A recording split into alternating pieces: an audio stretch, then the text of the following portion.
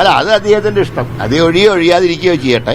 പക്ഷേ MLA ക്വാർട്ടേഴ്സിലെ മുറികൾ എന്ത് ചെയ്യുന്നു എന്നുള്ളത് നമ്മൾ പരിശോധിക്കേണ്ട. അത് MLA മാർക്കുള്ളതാണ് MLA ക്വാർട്ടേഴ്സ്.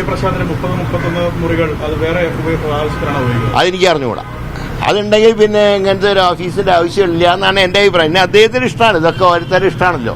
എന്റെ അതേ ഇഷ്ടം തന്നെ മറ്റുള്ളവരും ഫോളോ അപ്പ് ചെയ്യണമെന്ന് പറയാൻ എനിക്ക് കഴിയില്ല. പക്ഷേ അദ്ദേഹം പറയുന്നത് ഈ നഗരമധ്യത്തിൽ ഒരു ഓഫീസ്, അതായത് MLA ഹോസ്റ്റലിലേക്ക് എപ്പോഴും ആളുകൾ വെച്ച് കാണാൻ ഒരു പ്രയാസം ഉണ്ടായിട്ടില്ലല്ലോ. ഞാൻ 8 കൊല്ലം അവിടെ ഇരുന്നതല്ലേ. അദ്ദേഹത്തിന്റെ സുഹൃത്തുക്കളായിട്ടുള്ള CPM നേതാക്കന്മാരോടൊന്ന് ചോദിച്ചു നോക്കും, അവർക്ക് വല്ല ബുദ്ധിമുട്ടുണ്ടായിരുന്നു എന്നെ വന്ന് കാണാൻ. അവരൊക്കെ എന്നെ വന്ന്, ഞാൻ പാർട്ടി നോക്കാറില്ലല്ലോ. ഞാൻ അങ്ങനെയല്ല 8 വർഷം കൊണ്ടുപോയത്. ഞാൻ വട്ടിയൂർക്കാവ് എൻ്റെ വീട് പോലെയാണ് നോക്കിയിരുന്നത്. അതുകൊണ്ടാണ് ആൾക്കാർക്കൊന്നും ഒരു പ്രയാസം ഉണ്ടായിട്ടില്ല.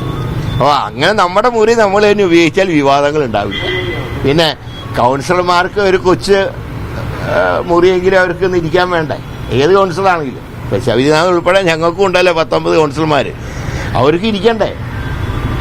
അവർക്ക് അത്രയും എന്താ പറയുക, സാമ്പത്തികമായിട്ട് അവർക്ക് വല്ലാത്ത ഞെരുക്കത്തിലാണ് കൗൺസിലർമാരൊക്കെ. കാരണം ജനം എപ്പോഴും അന്വേഷിക്കുക കൗൺസിലർമാരെയാണ്. MLA കണ്ടില്ലെങ്കിലും ശ്രദ്ധിക്കില്ല, പക്ഷെ ഒരു കൗൺസിലറെ കണ്ടില്ലെങ്കിൽ ചോദിക്കും. അല്ല, അതൊക്കെ അവരുടെ വഴി. അത് ഞാൻ കൗൺസിലറും MLA വഴക്ക് ഞാൻ തലയിടുന്നില്ല. ഞാനുള്ളപ്പോൾ ഒരു പ്രശ്നവും ഉണ്ടായിട്ടില്ല. അത്രേ എനിക്ക് പറയാൻ പറ്റും.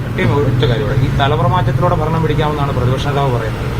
അല്ല, കുറെ മാറണ്ടേ, ആൾക്കാർ, പുതിയ ആൾക്കാർ വരണ്ടേ. ജനവിപ്രതാണ് കോർപ്പറേഷനിലൊക്കെ ഞങ്ങൾ നിർത്തിയതിൽ മഹാഭൂരിപക്ഷം ചെറുപ്പക്കാർ ജയിച്ചു വന്നില്ലേ. അത് മാറണം, കുറെ കഴിയുമ്പോൾ എല്ലാവരും മാറണ്ടേ.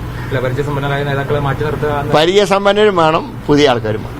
അങ്ങനെ ഒരു മിക്സ്. അതാണ് 50% എന്ന് പറഞ്ഞതാ. 50% ന്യൂ ജനറേഷൻ. മാനദണ്ഡം വിജയസാധ്യത. ഏതാ? വിജയസാധ്യത. അതാണ് മുഖ്യമാണ്.